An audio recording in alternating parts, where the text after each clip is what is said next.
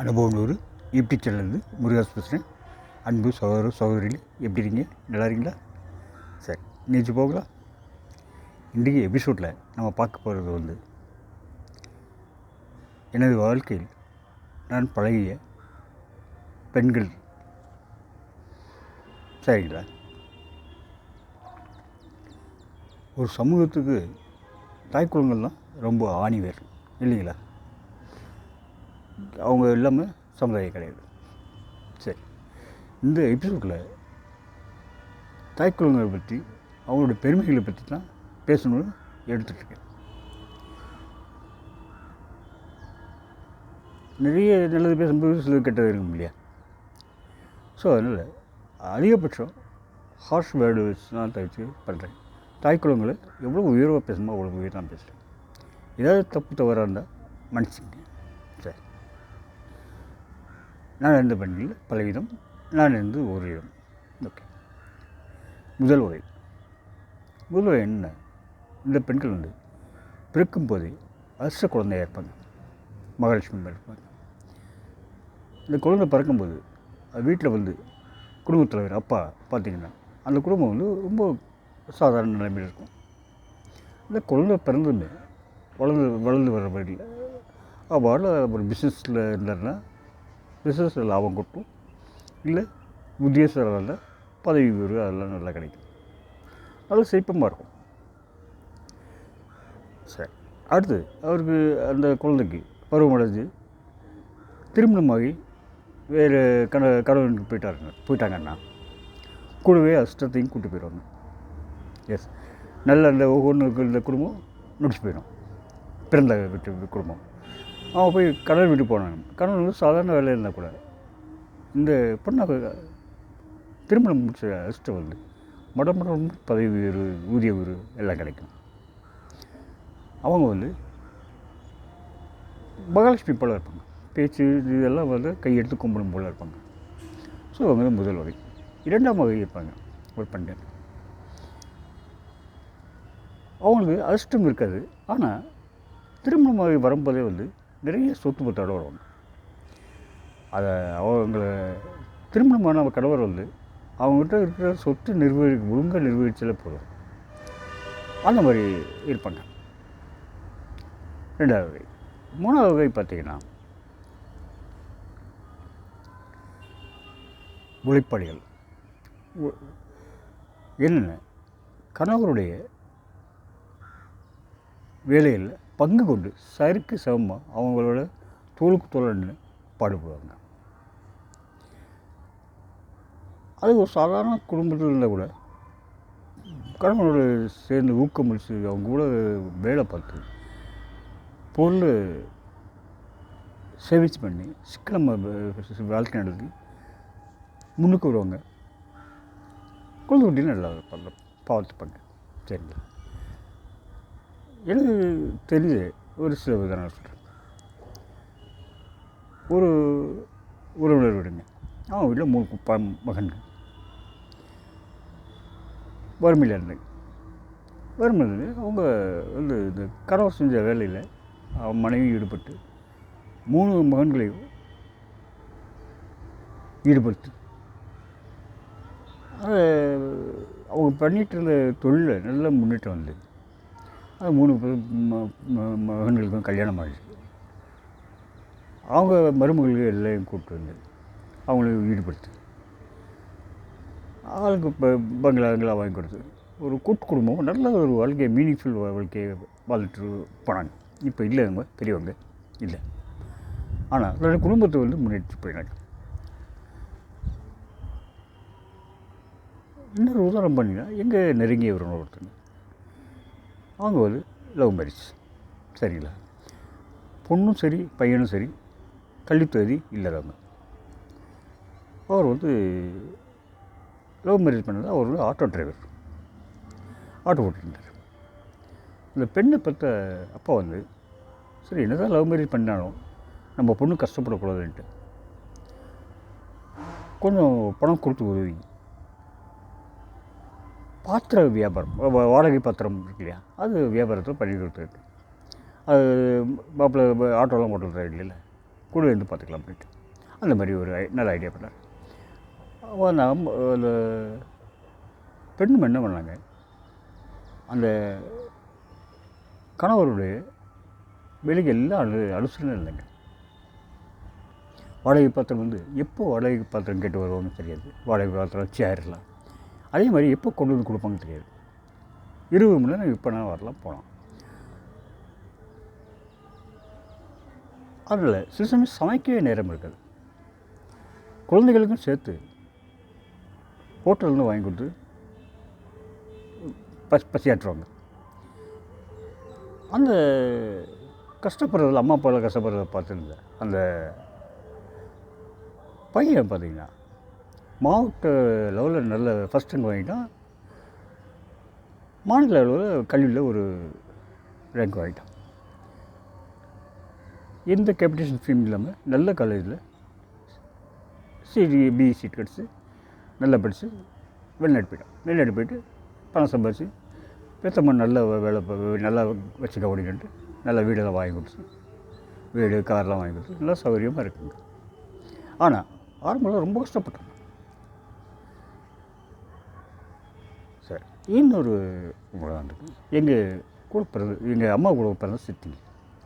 எங்கள் அம்மா பேரில் அவங்க கடுமையான உழைப்பளிங்க. ஆனால் கொஞ்சம் ஸ்மார்ட்டாக இருப்பாங்க. உழைப்பு மட்டும் ஸ்மார்ட்டாக இருப்பாங்க. அவங்களுக்கு 3 மகன்கள். 3 மகன்களையும் படிக்க வைக்க கூட அவங்களுக்கு வசதி இல்லைங்க. ஸோ அதனால் அவங்க வந்து ஆரம்ப காலத்தில் தொழில் விட்டாங்க. தொழில் இருந்தாலும் அதிலே வந்து நல்ல விதமாக திறமையை வேலை பார்க்குற மாதிரி பண்ணிட்டு கொஞ்சம் கொஞ்சமாக முன்னுக்கு வந்துருந்தேன்.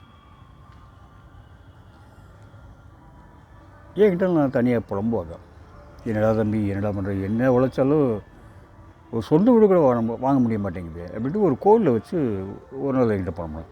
நான் அவங்களுக்கு ஒரு ஆதரவு சொன்னேன், அதெல்லாம் ஒன்றும் கவலைப்படாத சித்தி, நல்ல காலம் வரும். எல்லாம் 3 மகன்களுக்கும் நல்ல பங்களா பெரிய பெரிய வீடு எல்லாம் வாங்கி கொடுத்து கார் வந்து 4 கார் வச்சுட்டு அந்த மாதிரி ஒரு நிலைமை வரும், கவலைப்படாது. இப்போ கூட உங்கள்கிட்ட என்ன பணம் இருக்குது, வீடு மட்டும் அமையலை அவ்வளோதானே, அதெல்லாம் உடனே அமைஞ்சிருங்க சித்தி அப்படின்ட்டு சொன்னேன். நான் சொன்னது அப்படியே பிடிச்சது. 3 மகளுக்கும் நல்ல கல்யாணம் வாங்கி வீடு 4 வீடு வாங்கி 4 கார் வாங்கி நல்ல நிலைமை இல்லைங்க.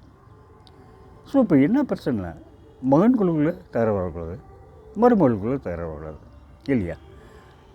இது கருத்து வேறுபாடு வந்துடணும். முக்கியமாக பொண்ணை கொடுத்தவங்க ஏதாவது ஒன்று பொண்ணை வந்து தூண்டி விட்டு பண்ணுவாங்க. எல்லாத்தையும் சமாளித்தாங்க. எல்லாத்தையும் சமாளித்து எல்லா குழந்தைகளுக்கும் பேரன் பேத்தி பிறந்து வீடே ஒரு பெரிய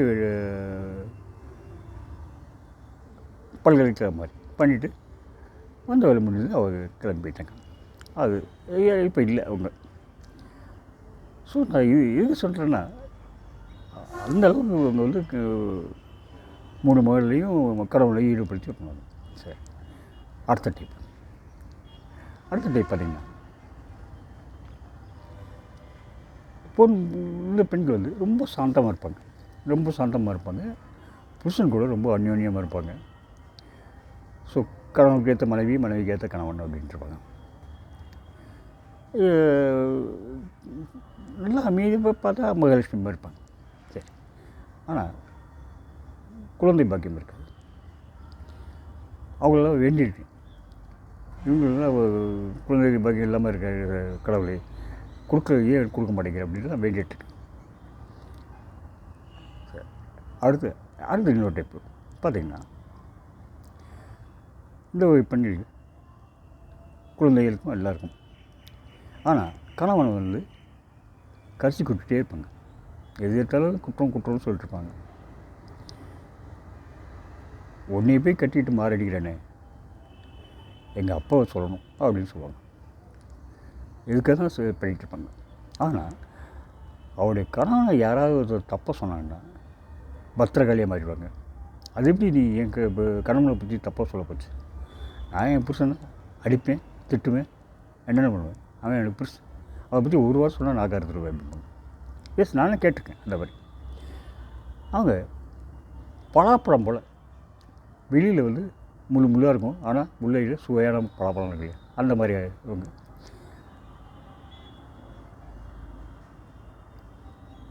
வெளியே திட்டுவாங்க, இந்த மனசுக்கு கூறு இருக்கா, மற்றவங்களாம் எப்படி இருக்காங்க அப்படின்ட்டு. ஆனால் உள்ளார தெய்வமாக நினைப்பாங்க. ஸோ அவங்களும் வழங்கப்படக்கூடிய தாய்மார்கள். சரி, இன்னொரு டைப் இருக்குங்கன்னா அவங்க அஷ்ட குழந்தையும் இல்லை, வீட்டிலேருந்து செல்வமும் கொண்டு வர மாட்டாங்க, கணவனோட தொழிலையும் வேலை பார்க்க மாட்டாங்க, வீண் ஆடம்பரம் விரும்புவாங்க, வீண் பேச்சு ஆடம்பரம். அது அவங்க திருமணமாக முன்னாடி குடும்பம் வந்து வறுமையில் இருக்கும். கல்யாணம் தாண்டியும் திருமணமாகாத சோதரர்கள் இருப்பார்கள், கிழிந்த ஆடைகளை உடுத்திருப்பாங்க, வாடகை வீட்டில் இருப்பாங்க, வறுமையில் இருப்பாங்க. இந்த பெண்கள் கரெக்டாக கல்யாணம் திருமணமாகி வெளியே வந்ததுமே பார்த்திங்கன்னா பிறந்த வீட்டில் வந்து சோதரர்களுக்கு கல்யாணம் ஆகும், வீடு வசதி வாங்குவாங்க, கார் பங்களா எல்லாம் வாங்குவாங்க. எல்லாம் வறுமையிலாம் ஒரு நிமிஷம் எல்லாம் பணக்காரர் இருக்காங்க. அதுக்கு முன்னாடிலாம் அவங்க உழைக்கலைன்னா அதான் உழைச்சிருப்பாங்க, அந்த உழைப்பு பலனும் கிடைக்காது. சரி, இப்போ இந்த பெண் திருமணமாகி போகிற வீட்டில் பார்த்திங்கன்னா ஒரு பெரிய சுனாமியே நடக்கும். ஒரு 4 மாதம் 5 மாதத்தில் குடும்பத் தலைவர் இறந்து விடுவார். அது வரைக்கும் ஒற்றுமை என்ற ஒரு சகோதரர்கள் எல்லாம் முடியை பிடிச்சிட்ருப்பாங்க, சண்டை பிடிச்சிட்ருப்பாங்க, ஒற்றுமையாக இருக்காது, ஒரு கலவர பூமி மாதிரி ஆகிடும். சரி, இவருக்கு பொதுவாக பார்த்திங்கன்னா ஒரு வெளிப்படைத்தன்மை, அது டிரான்ஸ்பரன்சியே இருக்காது, எல்லாம் பூடமாக பேசி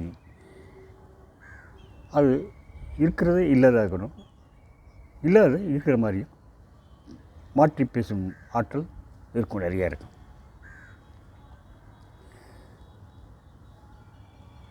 அது இவங்க இது பார்த்திங்கன்னா அடிப்படையை பார்த்திங்கன்னா இவங்க நல்லவங்க, ஆனால் இன்ஃபீரியாரிட்டி காம்ப்ளெக்ஸ் நிறையா இருக்கும். நான் இருக்கிற அளவுக்கு ரேஞ்சுக்கும் நான் எங்கேயோ இருந்திருக்க வேண்டியது.